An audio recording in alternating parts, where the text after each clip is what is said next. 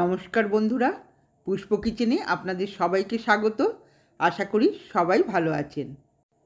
আজকে বন্ধুরা শ্রাবণ মাসের শেষ সোমবার, তাই অনেকেই নিরামিষ খান। আমি একটি নিরামিষ রেসিপি আপনাদের সঙ্গে শেয়ার করেছি, ছোলা কচুর নিরামিষ রেসিপি। দেখুন, আমার সাথে থাকুন। দেখুন, এর জন্য আমি দুটো ছোলা কচু নিয়ে নিয়েছি। ছোলা কচু খেতে দুর্দান্ত লাগে বন্ধুরা। দেখুন আমি কিভাবে রান্না করছি। ছোলা কচুটাকে আমি প্রথম কেটে নিচ্ছি। প্রথম দুভাগ করে কেটে নিলাম। এরপর খোসাগুলোকে মোটা মোটা করে ছাড়াতে হবে। সব খোসাটা আমি ছাড়িয়ে নিচ্ছি।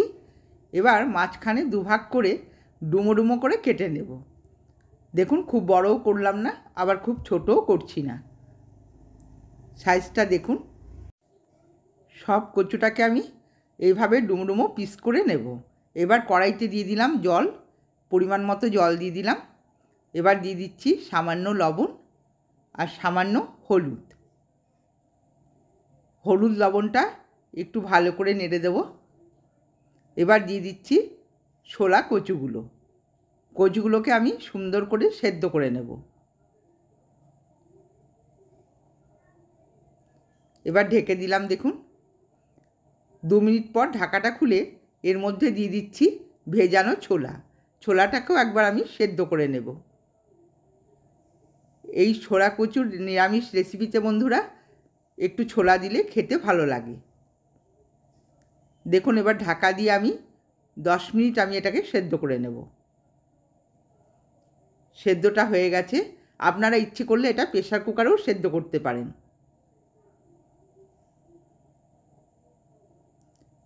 দেখুন, আমি পুরোটা সেদ্ধ করলাম না, 80% সেদ্ধ আমি এখানে করে নিয়েছি।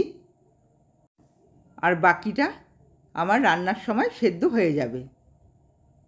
দেখুন, সবটা তুলে নিলাম। এবার ছোলাগুলোকে আমি আলাদা করে রেখে দেব। এবার দেখুন বন্ধুরা, আবার আমি গ্যাসে কড়াই চাপিয়ে দিয়েছি, দিয়ে দিলাম সর্ষের তেল।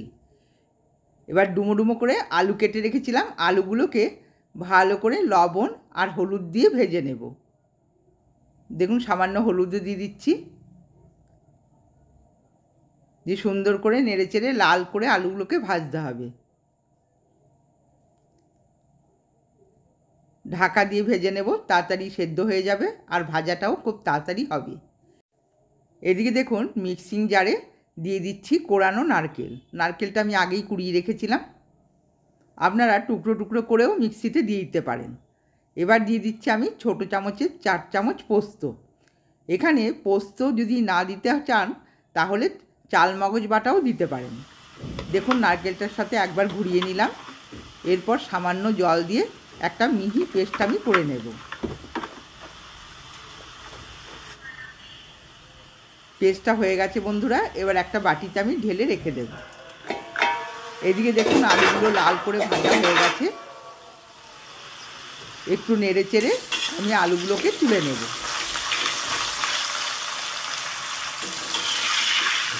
সব আলুগুলোকে আমি তেলটা ভালো করে ছেঁকে তুলে নিচ্ছি।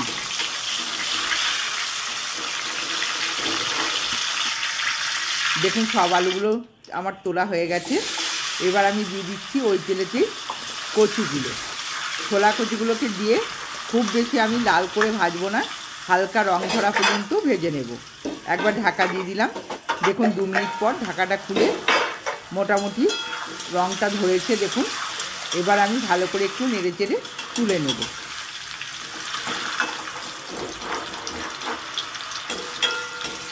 কচুটাকে খুব বেশি ভাজার দরকার নেই, সামান্য রং ধরা পর্যন্ত ভাজলেই হবে। এরপর দেখুন, তেলেতে দিয়ে দিচ্ছি 2টো তেজপাতা, আর দিলাম 2টো এলাচ, 2টো লবঙ্গ আর 2টো দারচিনি, আর দিয়ে দিচ্ছি 1/2 চামচ গোটা জিরে। ফোড়নটাকে সুন্দর করে নেড়েচেড়ে একটু ভেজে নেব। এরপর দিয়ে দিচ্ছি স্কেচারে কোচানো আদাটাকে দিয়ে সুন্দর করে একটু ভেজে নেব। যতক্ষণ না আদার কাঁচা গন্ধটা যায় ততক্ষণ ভাজতে হবে।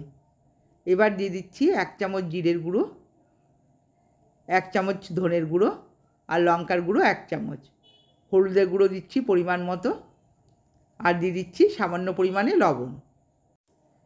এই মশলাটা বন্ধুরা ড্রাই মশলা, তার জন্য আমি অল্প অল্প করে জল দিয়ে মশলাটাকে কষিয়ে নেব। আর এই সময় গ্যাসের স্টিমটাকে একদম লোতে রাখবো। দেখুন মশলাটা কষানো হয়ে গেছে, তেল ছেড়ে দিয়েছে। এবার দিয়ে দিলাম চেরা কাঁচা লঙ্কা।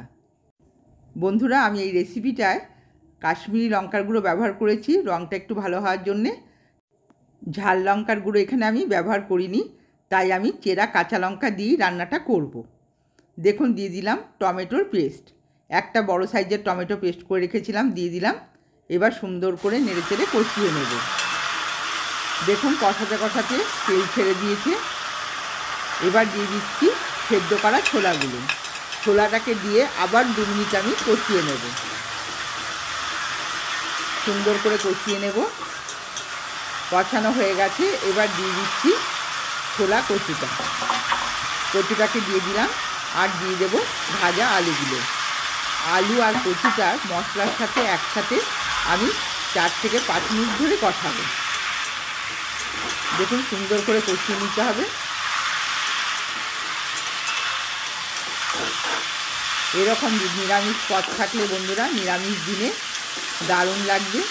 আপনারা বাড়িতে অবশ্যই এভাবে এই ছোলা কচি রেসিপিটি একবার ট্রাই করে দেখবেন, আশা করি ভালো লাগবে। এবার দিয়ে দিলাম নারকেল আর পোস্ত বেটে রেখেছিলাম। নারকেল পোস্তটাকে দিয়েও আমি 2 থেকে 3 মিনিট সুন্দর করে কষিয়ে নেব। খেতে দুর্দান্ত লাগে বন্ধুরা। এবার দিয়ে দিচ্ছি সামান্য পরিমাণে চিনি। মিষ্টিটা আপনারা না খেতে চাইলে দেবেন না, তাতে কোনো অসুবিধা নেই। সামান্য মিষ্টি দিলে নিরামিষ পদে খেতে ভালো লাগে। এবার দেখুন দিয়ে দিলাম পরিমাণ মতো গরম জল।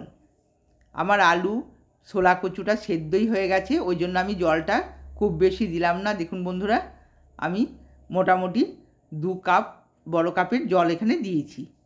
এবার ঢাকা দিয়ে দিলাম। ফুটে উঠলেই দিয়ে দিচ্ছি একটা ভাজা মশলা। এটা আমি আগে থেকেই করে রেখেছিলাম। গোটা ধনে, গোটা জিরে আর কিছুটা গরম মশলা আর 2টো শুকনো লঙ্কা দিয়ে ভেজে আমি এটা ড্রাই পেস্ট করে রেখেছিলাম, সেইটাই আমি এখানে ব্যবহার করলাম। ছোলা কচু নিরামিষ রেসিপি আমার রেডি। এবার আমি তুলে নিচ্ছি। বন্ধুরা, আজকের রেসিপিটি যদি ভালো লেগে থাকে লাইক করবেন, কমেন্টসে জানাবেন আপনাদের কেমন লাগলো, আর যতদূর সম্ভব একটু শেয়ার করে দেবেন।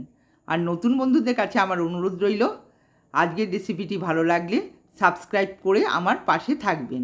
আজকের মতো ভিডিওটি শেষ করছি। সকলেই ভালো থাকবেন। ধন্যবাদ।